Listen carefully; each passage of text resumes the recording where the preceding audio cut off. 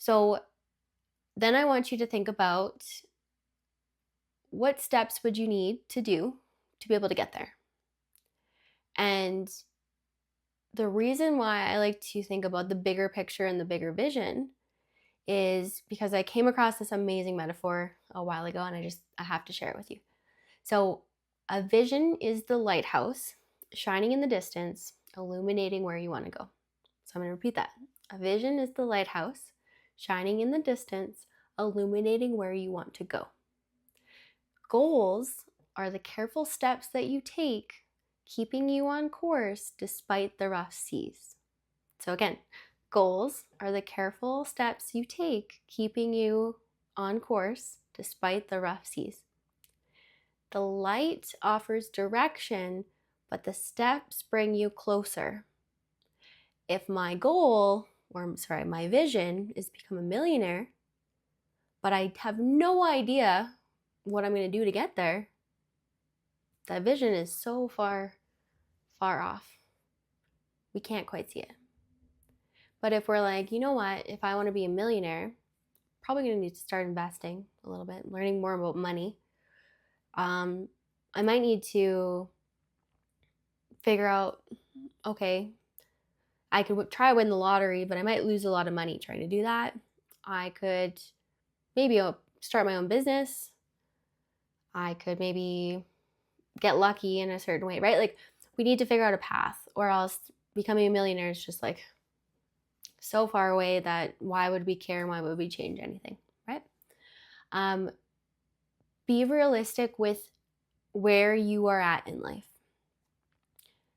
If you are working 9 to 5 and you're like, I'm going to become a millionaire in a year because I'm going to spend all my time working on a side hustle or a side business, my business, while I'm trying to work full time.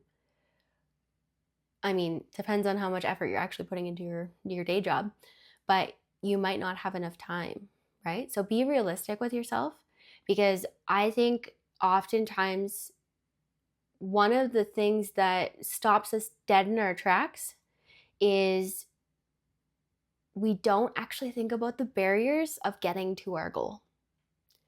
So if my barrier is so big that I'm not going to be successful, then we're going to give up eventually. So if,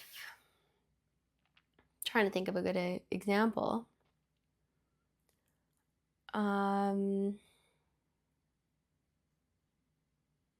if my goal is to climb Mount Everest tomorrow, but I'm at the most basic level of fitness, have a knee injury, have asthma, have health conditions, whatever else, we're not going to work towards our goal. And I think some people, including myself, I've been guilty of this, use creating goals that are so impossible because they're not willing to look at the barriers and they're not passionate enough about getting over those barriers. Because I do believe people can climb mountains, metaphorically, literally too, obviously, but I think people can climb mountains if it's important to them.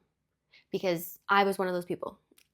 Leaving home, my hometown, seemed like the biggest freaking mountain in the world. But it was so important to me to go live my dreams that nothing could stop me. And it still hasn't stopped me. So figure out your why, figure out the barriers that are going to get in the way. So if barriers are money, cool, can I make more money?